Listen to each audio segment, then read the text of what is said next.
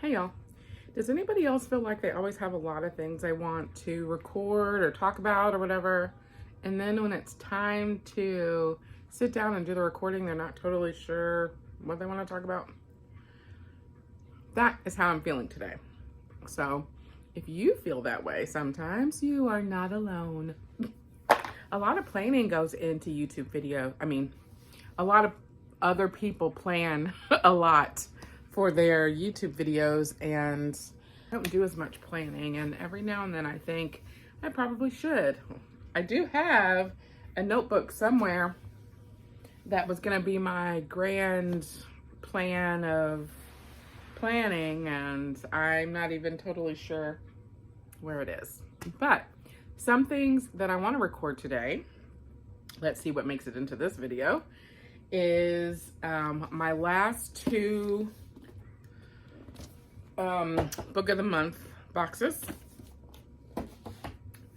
I want to do a tea and a book, probably with tea and Wild Women in the Blues.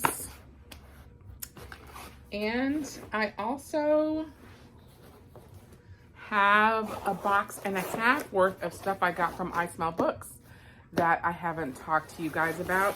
And I have a library book tour stop to tell you about. So I think I'm gonna start with that, and we'll see what else is in this video.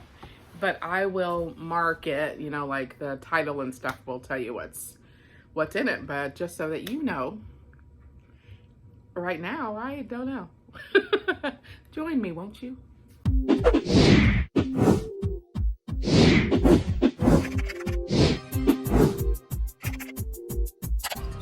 Okay, so if you saw my previous video, I'll try to remember to put it in the cards.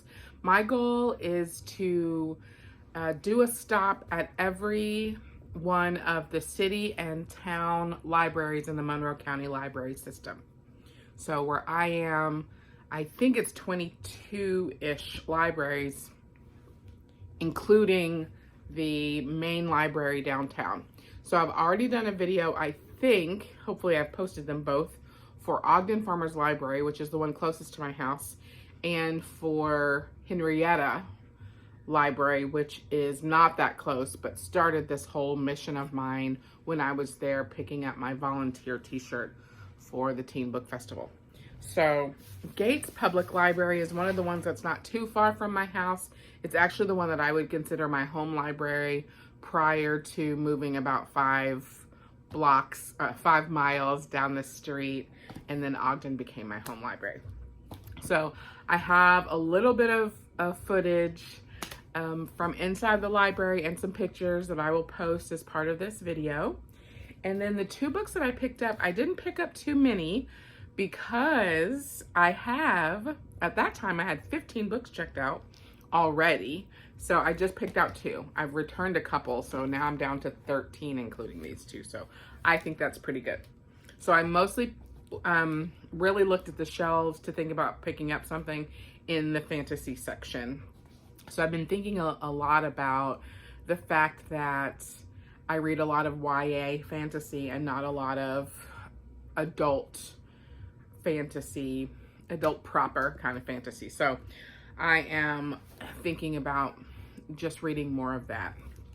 So the first book I got from Gates is Wild Seed by Octavia Butler. I had signed up on, somebody's doing a slow read of Octavia Butler's entire compendium. I can't remember who's hosting that.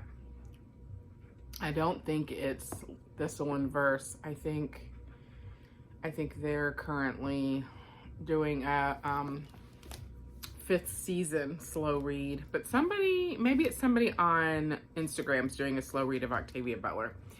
And I had signed up to do that, or I had kind of said I was going to do it, and then I've totally failed. I'm terrible at committing to long-term things. I'm much better at readathons and buddy reads and things like that, and even that I'm not that great with. So anyway, Octavia Butler, Wild Seed. You can see the cover. It's a little creepy, and I think it's kind of a classic one from her. This story of struggle between immortals begins in the year 1690. and draws its strange, powerful, not entirely human characters from Europe, Africa, and colonial New York.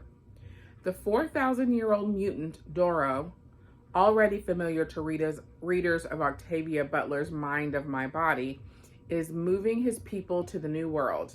His people are collections of physically talented witches. No, sorry, it's psychically talented witches, whom he breeds for his own amusement, for companionship, and especially for the psychic nourishment he must take from them. As he makes the move, however, he finds himself confronted with Anianwu, a younger immortal whose existence has been, until now, completely unknown to him. Doro's first inclination is to view Anianwu as wild seed, another witch to be collected, broken, bred, another bloodline to enrich his menagerie. Too late, he realizes that for the first time in his long life, he has collected a being he cannot control or confine, whom he cannot permit to live or easily kill. A being who has the time and perhaps the power to avenge the wrongs he has done her. Well, that makes me think that I should read Mind of My Mind. Is that what I said when I read it? But it makes me think I should read that first book first, but I'm not. I'm just going to read this one. Hopefully. And then the second book is another that is, well, the author at least is on the list, which I think Octavia Butler's on this list too, of sort of like classic fantasy authors. If you read fantasy, particularly adult fantasy, Brandon Sanderson should be on your list. That's kind of like my understanding of his name. He has a number of series out, and I haven't read any of them, I don't think. Pretty sure not. So I picked this one because it was on the shelf, and it's the first in a series. So the other ones that were on the shelf were like second or third or whatever in series. So I picked this one. It's Elantris. I want to say Elantris. Look at the cover. Lady figure there. Looking off. Dude figure here. And this one has 10,000 words of bonus content.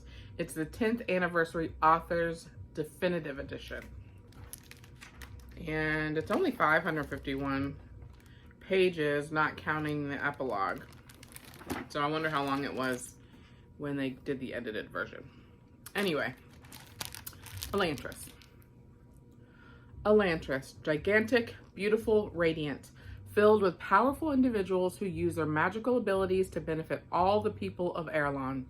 Yet each of these godlike beings was once an ordinary person, until touched by the mysterious transforming power of Sheod. Then, 10 years ago, without warning, the magic failed.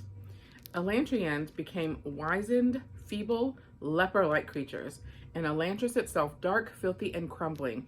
The Sheod became a curse. I don't know if I'm saying that right. Maybe it's Shoud.